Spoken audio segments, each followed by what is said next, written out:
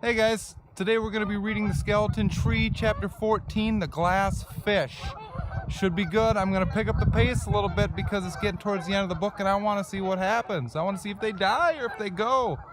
Alright, hope you enjoy. Peace! Dad was a loser, says Frank suddenly. This is not what I want to hear on the day we'll be saved. I clamp my hands over my ears. It's true. His whole life was crap. Don't say that, Frank. I can spend forever trying to make sense of my father's life, but right now, with the sun shining and the men on their way, I don't want to talk about rotten things. But something in the story of K-Tel has made Frank angry again. He slaps the book into his lap. Dad wrecked everything, he says. He was useless. That's not true, I tell him. He had all sorts of trophies for football and baseball, and yeah, from high school, says Frank. That's the last time he was any good to anyone. From then on out, he was just a loser. When I look at Frank now, I see Dad. His gestures, his habits, the sound of his voice are things I can sort of remember. He's a model of the father I had when I was very young. The father he had known himself. Maybe that's why I grew to like him. I wish I was Frank. I want to be the one who was raised to play sports, the one who went camping and canoeing, the one who sat on the couch with his dad on Saturday mornings to watch worldwide wrestling. I never got to roll around on the carpet with my dad, practicing the Texan death grip and the pile driver. I would have been the boy of my father's dreams, but if I was Frank, I would feel bitter now too, because all of that ended. Couples break apart and people move away. It wasn't Frank's fault. What happened? It sure wasn't mine. But his father became my father, and Dad did everything differently with me.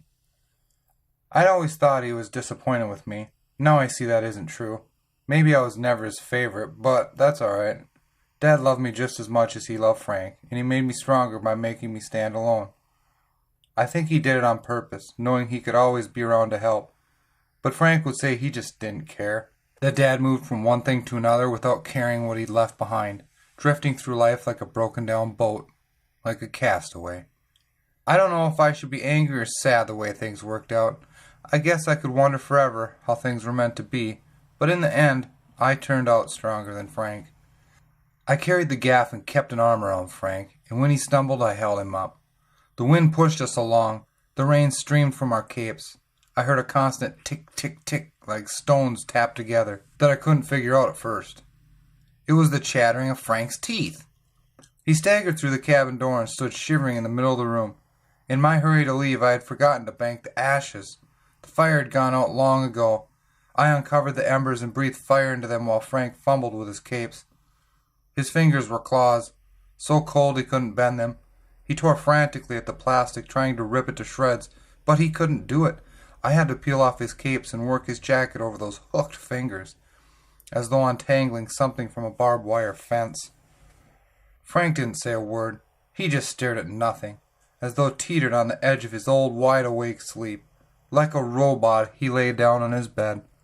His hands grabbed the mattress as I folded it around him. Something had happened out there, but what it was, Frank couldn't say.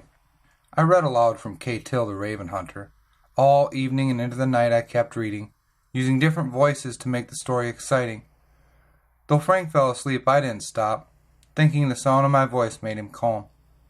The storm ended overnight, so did Frank's strange mood, and the morning was sunny and pleasant, with 5 more days to go.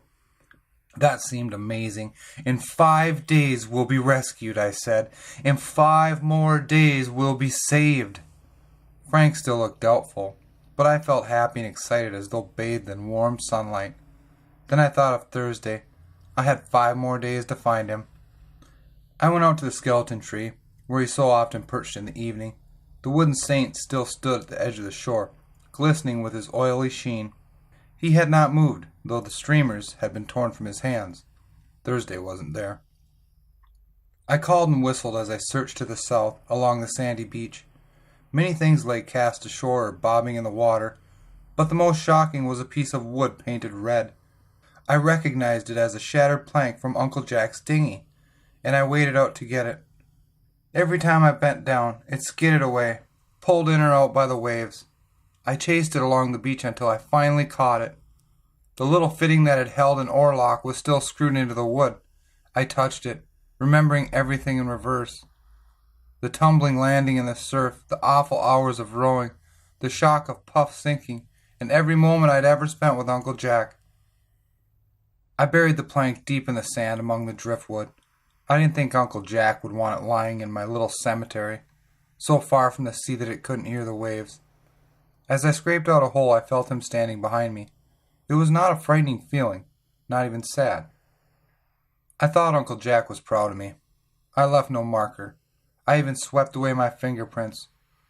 "Goodbye, Uncle Jack," I said. I found more floats, more bottles, more chunks of foam. I found an artificial rose and a bobblehead dog. But I didn't find my raven. I collected 2 plastic bottles and tapped them together as I walked back towards the cabin. The sound they made was like the one of Thursday's loveliest calls, of pebbles dropped into barrels. Buck, buck, buck, buck. I was sure the song carried far into the forest. I climbed the trail and on through the ancient forest. Buck, buck, buck, buck. It was quiet and beautiful there, and the last thing on my mind was any sort of danger. As I reached the stream, I saw something white rolling in the water near the bottom of the little pool. It tumbled over and over, a blob of white and orange, like a puffy bit of mushroom. I bent down to catch it, but all of a sudden in that wonderful place, a feeling of doom came over me. It was an animal instinct that made me freeze in place, as though turned to stone. A prehistoric part of me sensed that I was prey. Something was waiting for me in the forest. This was the same place where Frank had seen eyes in the dark. Like him, I stared among the trees, between the trunks and through the branches, watching for any movement, listening for every sound. The feeling passed, but I still went slinking away, quiet as a cat. Then I turned and fled. I raced to the cabin, but it was empty. I ran to the meadow and out to the rocky point, and there was Frank, lounging in a plastic chair. I raced up behind him. "There's something in the forest," I said. He moved slowly, turning to look up at me. In that moment I wished I hadn't come to find him. I must have sounded like a frightened boy I had been before, the one afraid of everything. But then I saw him smiling in the strangest way. "I'll tell you one thing," he said. "It's not the bear." His tone and words turned me cold. "What do you mean?" I said.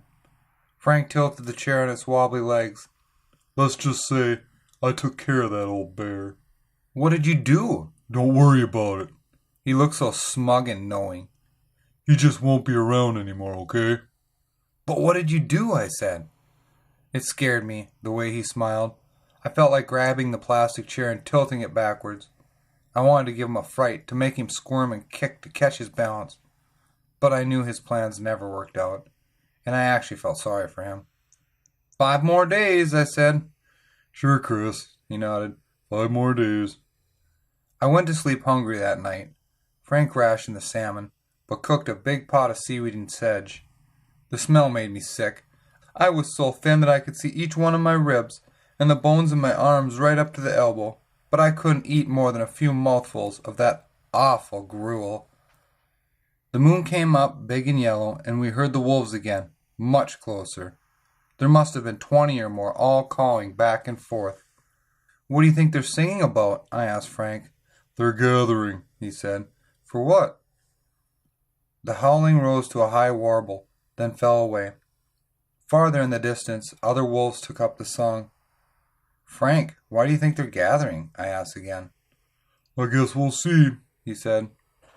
In the morning, with 4 more days to go, I wanted to search for Thursday at the river, but it scared me to think of walking through the old forest to get there.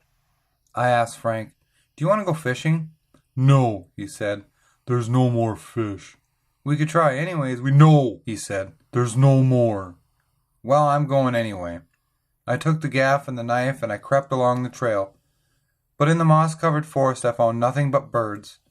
A woodpecker cried its giggling laugh, and sparrows sang from branch to branch.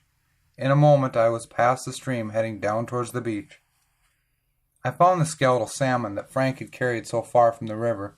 They lay in a pile of kelp, with sand and fleas swarming on their bones. I wondered again if he had tried to fight off the seagulls, if he had tried to guard the fish, or had the birds just followed him, just waiting like buzzards for their chance. It seemed an unsolvable mystery, but it suddenly made sense when I reached the boulders near the river. Another big salmon lay there. Hidden from the gulls, it was nearly intact. Though the silvery scales had faded to gray, it still glistened and shone. It sparkled like no fish I'd ever seen. I nudged it with my foot. It rocked on its side with a clinking, grinding sound, and I knelt down to look. Frank had stuffed that fish with broken glass. He must have gathered a bucketful at the wreck of the Reepicheep. From the boat's shattered windows he had chosen the sharpest slivers, the perfect pieces to fit in the salmon's tail and fins. Let's just say I took care of that old bear. It made me sick to think Frank searching for the finest fish to be his bait, and then arranging it so carefully. I could picture the intent look on his face as he worked with the salmon. The scales must have stuck to his fingers in shimmering specks.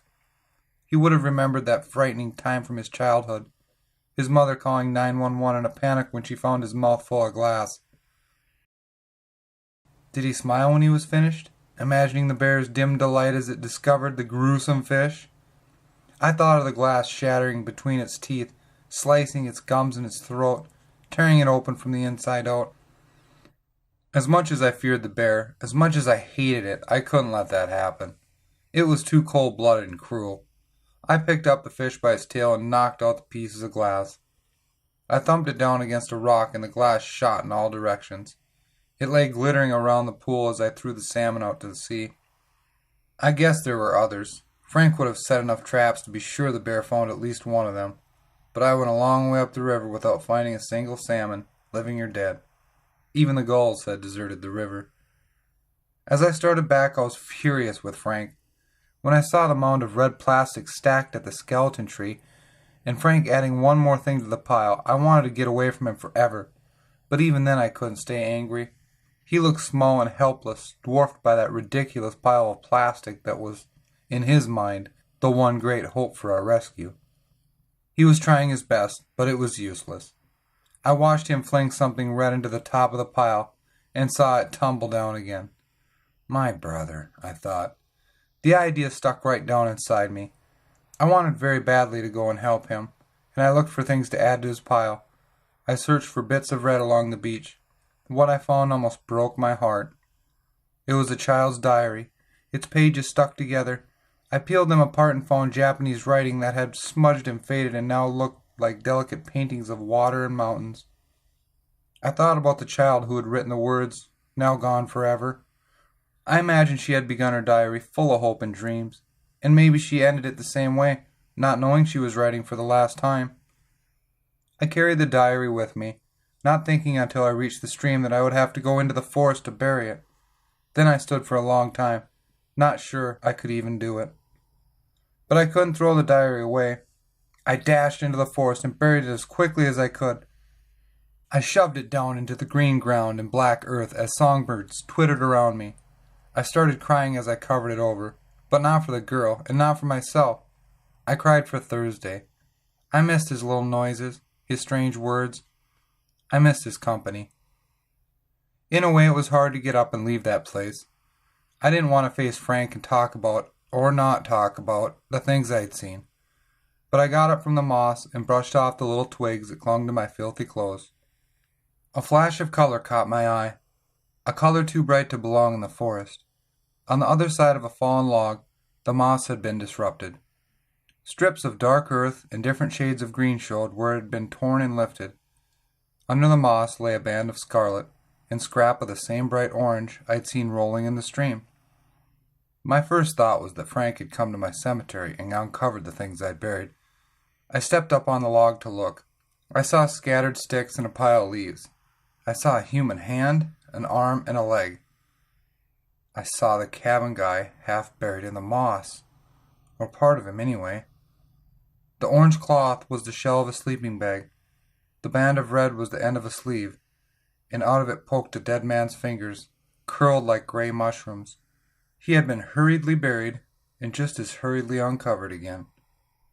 I remember standing for the first time in the door of that little cabin, seeing the furniture toppled, and the mattress pulled from the bed, the ashes gouged with finger marks. Then an awful image formed, of the man screaming as the grizzly bear dragged him into the darkness. It had buried him here in the spring or the summer, and the other night it had come back to dig him up again.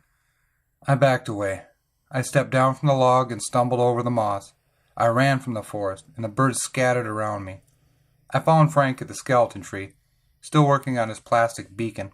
I shouted as I walked closer, "Hey Frank, I found the cabin guy!" I wanted to shock him, and I did. His head lifted suddenly. He turned to look at me. "He's in the forest," I said. "The bear killed him." I was now right behind Frank. Are you sure? He asked. "Do you want to look?" Frank didn't want to look. No one in his right mind would want to see a man half chewed by a grizzly bear, but he really had no choice. I took him through the forest, past spider webs that billowed as we passed, and I showed him where the cabin guy was lying. Frank took one quick look, then he sat on the fallen log, squeezing his hands together. That could have been wolves, he said. It might not have been the bear. I didn't believe him. It was too vivid in my mind, the cabin guy walking as the bear burst through the door, its jaws clamped around his ankle before he knew what was happening.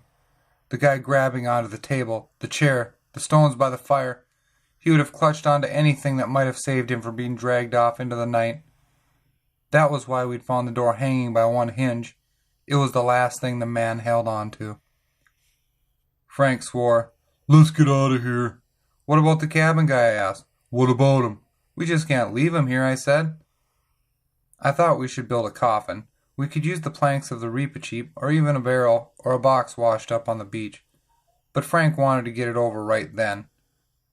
We can cover him up, he said, but I'm not going to touch him. A 12-year-old boy should not have to be a gravedigger.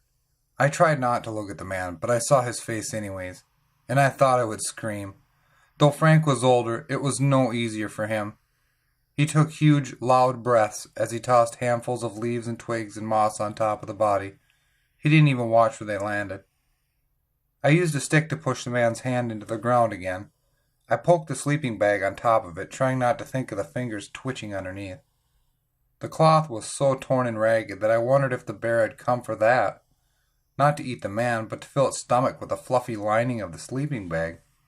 Or maybe the moss that had grown mattress thick above it. Frank, as a child, had been fed cotton wool to pad the glass he'd eaten. Could the bear have known to do the same thing? I thought of that as I covered everything with sticks and leaves. Frank said it was good enough, and he went away, but I kept working until I'd made the man a part of the forest again. When I was done, I washed my hands in the stream. I washed my wrists, my arms, my face, trying to scrub away the horror of what I'd seen. Terrified of ending up like the cabin guy, I ran from the forest. I found Frank at the rocky point, where the wooden saint stood under the gleaming clouds. A big flock of geese was heading south in a shifting line that must have stretched a quarter-mile.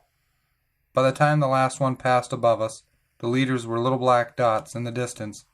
They honked like mad. And just as the last one faded away, snow began to fall.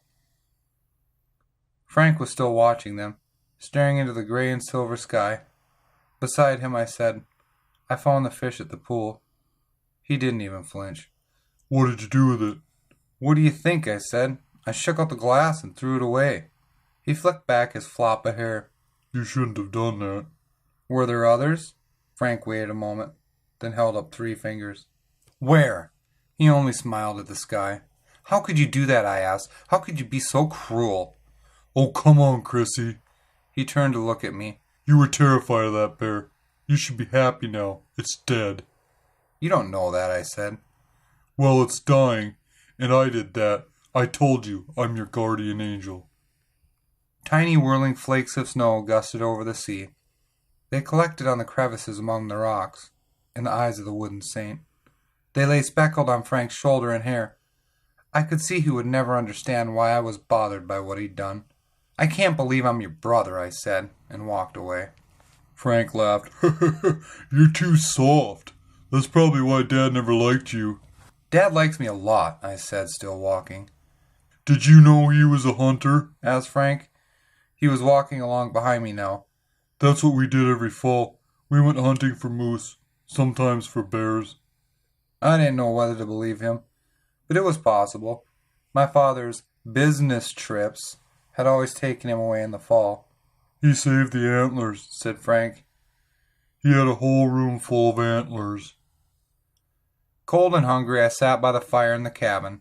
Frank lay on the bed with a book while I watched the flames and thought of Thursday.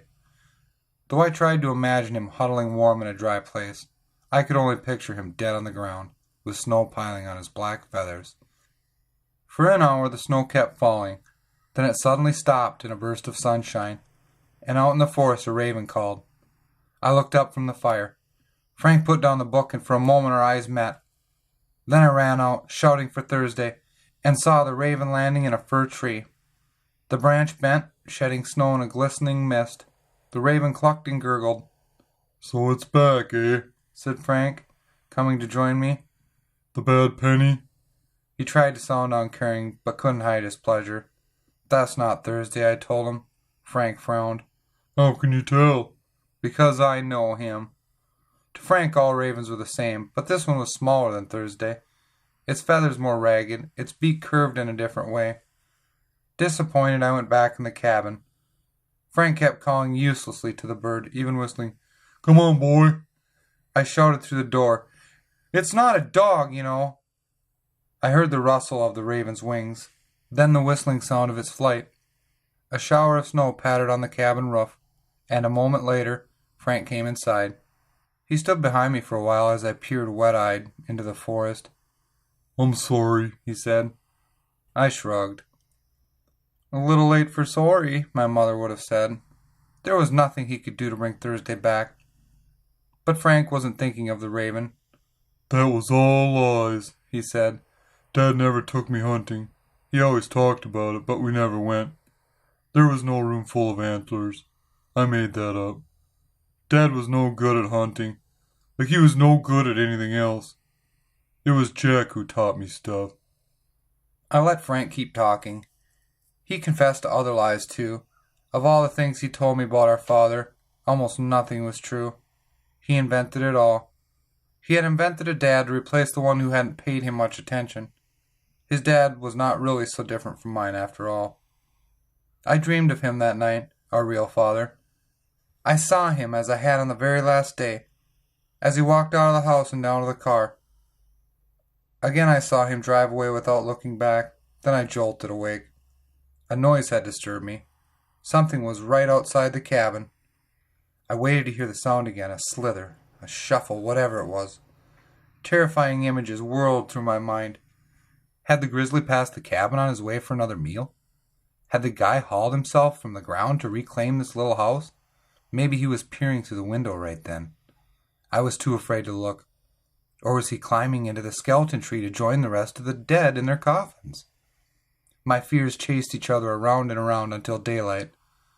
I poked my head outside and saw the snow had vanished. The ground was bare, and I could see no footprints. Then I finally slept, while Frank went down to the beach and back, while he cooked a pot of seaweed. I lay on the bed and watched him. 3 more days, I said. He nodded. Say it, I told him. Come on, Frank, say it. But he wouldn't join in. He was using a short stick to stir the soup, holding his head tilted from the flames. You have to believe it, I said. We won't be saved if you don't believe it. I spent the day out on the point by the wooden saint. I overturned an empty bucket and drummed as I chanted, 3 more days, 3 more days, 3 more days to go. Around noon, Frank put a hand on my arm to stop me. He had been shouting, but I hadn't heard him. Look, look, he said. I turned around. Frank was pointing east, towards the mountain. On a blue sky above it was a tiny white scratch, the contrail of an airplane. We're going to be saved, he said. Then he dashed across the grass, headed for the cabin. I shielded my eyes with sticks as I used for drumming, and I watched as a sparkle of light appeared at the end of the contrail. I saw it sprout a pair of tiny wings. In a moment came the sound of engines, as faint as the purring of a cat. Frank came racing back with the little cylinder that Thursday had brought, our last match inside. He ran to the mountain of plastic at the trunk of the skeleton tree. He glanced up at the plane. The sound of its engine shifted in pitch and grew louder. It was many miles away. It wasn't even headed towards us, and would pass well to the north. Frank must have known that. But he snatched up the can of fuel and twisted the cap. Frank, don't, I said. They'll never see it. He kept pulling at the lid. I tried to wrestle the bottle out of his hands, but he wrenched it away. Off came the lid. Like a genie appearing, the air around the little sprout shimmered. I smelled gas. Please, I said. Frank, don't. I couldn't let him burn the skeleton tree. Flames would roar up from the plastic, black smoke would boil through the branches. The fire would spread to the moss and the bark, to the shreds of cloth, and the coffins would burn like kindling. The skeletons that had lain there for years would be blackened and scorched. They would tumble into the plastic fire. They won't see it, I shouted again. In 3 days we will be saved. He tipped the can and started pouring fuel all over his piled-up garbage. Stop! I grabbed the gas can, but Frank shoved me away, driving his elbow into my chest. At one time that would have knocked me flat, but I wasn't so puny anymore. I grunted as the breath went out of me, then flung myself at Frank's bent back. I got my arm around his neck, my legs around his waist. He staggered across the clearing, stumbling down towards the rocks. I kicked the red can from his hand. It landed with a thunk on the ground and tumbled toward the wooden saint. The fuel rushed out with a gurgling sound. Frank grabbed my arm and flipped me onto the ground. We wrestled and grunted and shouted. The last time we'd fought, he had gotten the better of me quickly. But now I ended up on top, straddling his chest. It was Frank who lay breathing heavily, his face bright red. Okay, get off, he said. Come on, Chris, get off me now. I stood up and looked at the plane. It was a sparkle, a speck, too small and too distant to show windows, or even a tail. But I heard a clinking sound as Frank opened the metal cylinder. I saw him take out the last match. Don't, I said. He struck it on the cylinder. A whirl of smoke appeared, and then a little flame. He touched it to the spilled gas. A river of fire swept in a second to the feet of the wooden saint.